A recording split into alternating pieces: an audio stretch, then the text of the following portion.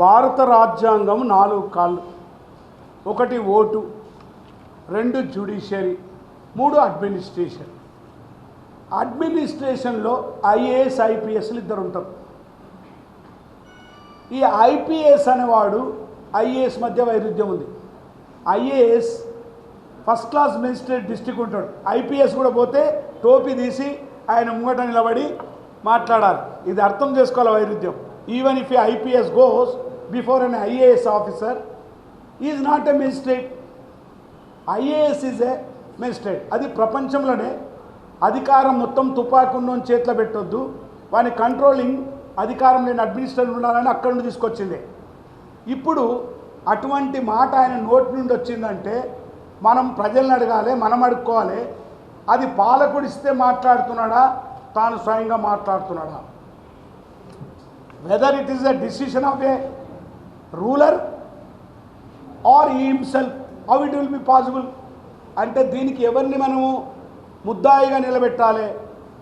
నేను పోలీస్ ఆఫీసర్లతోటే నడిపిస్తా అన్న పాలకుడు, ప్రజా ఉద్యమాలలో నుండి వచ్చినని చెప్పుకునే పాలకులు మేము ప్రజా ఉద్యమాల నుండి రాలేదని నిరూపించుకుంటున్నారు. కాబట్టి that is not the question of the state, that is the definitely policy of the ruler. ఈ రాజ్యాన్ని పరిపాలించటైనా చెప్తే తప్ప ఆయన అవుతాడు. కాబట్టి పోలీస్ ఆఫీసర్లతోటే నేను ఐపీఎస్ ఐజీలతో డిఐజీలతోటే పరిపాలిస్తాను అంటే మనం ఏమర్థం చేసుకోవాలి? త్యాగాల తెలంగాణ మీద మళ్ళీ ఒకసారి నిర్బంధం కొనసాగించబోతుందని, దానికి ఫిట్టింగ్ ఆన్సర్ మనం త్యాగాల ఉద్యమాన్ని నిర్మాణం చేయాలి. ఆ భౌగోళిక తెలంగాణ ఉన్నప్పుడు అంతా ఐపీఎస్లకు ఇచ్చారు.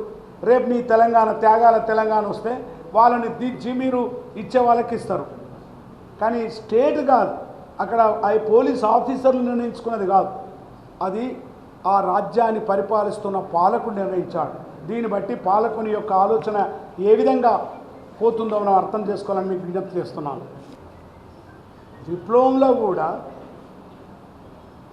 Armed revolution is one of the form. నేను దాంట్లో ఉన్నాను. ఒక రూపమే, అనేక రూపాలు ఎందుకుంటారు. కమ్యూనిస్టు పార్టీలలో కూడా సాయుధ పోరాటం అయినా కూడా ఎన్నికలకు పోవాల్సిందే ప్రజలు. రష్యాలో కూడా డూమాలో ఉన్నది. ఎన్నికలు అనేది ఒక ఎత్తుగడ రూపం అనేది విప్లవోద్యమంలో మేమున్నప్పుడు బయట కూడా ఇప్పుడు కూడా ఏ విప్లవకారులను అడగండి, that is the form, a tactics. అదే విధాన్ని తెలంగాణ ప్రత్యేక తెలంగాణ ఉద్యమం జరుగుతున్నప్పుడు రాజకీయ శక్తిగా ఎదగాలి, మనం పాల్గొనొద్దు తెలంగాణ ఎన్నికల్లో, కానీ ఎన్నికలకు పోయే వాళ్ళని కూడా మనం చేయాలనేదే నేను ఒక సిద్ధాంతపరమైనటువంటి చర్చ తీసుకొచ్చాను. ఇప్పుడు ఇవాళ వచ్చింది కాదు, మనము సాయుధ పోరాటం పోవాలి, ఎన్నికలకు పోవద్దన్నది. సో ఇప్పుడు కూడా నేనేమన్నంటే, మొన్న నా రాజీనామా చేసినప్పుడు నా ఎర్ర జెండను జంబి చెట్టు మీద పెట్టిన, కింద పడేయలే, చేతులు ఎత్తేయలే. ఇప్పుడు బుద్ధుని యొక్క నా తండ్రి ఇచ్చిన ఈ పంచశీలను పట్టుకున్నా.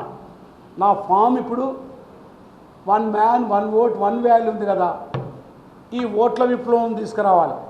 అందుగురించి ఒక చేయితో ఓటు పట్టుకో, 2 చేయితో గుతుప పట్టుకోమంటున్నా.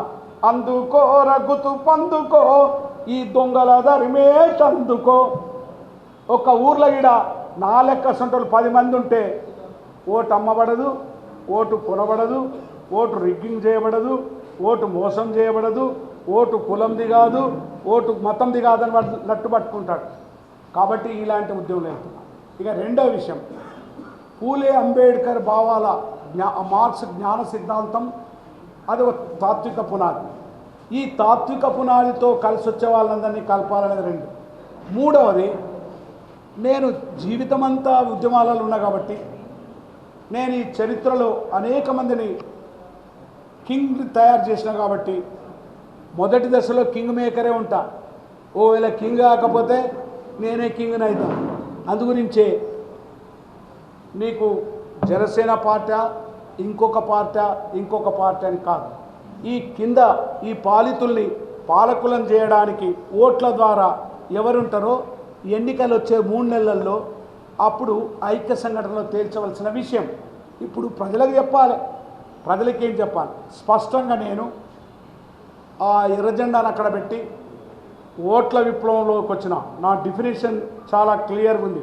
ఈ ఓటు కార్పొరేటర్ అయింది, బందీ అయింది.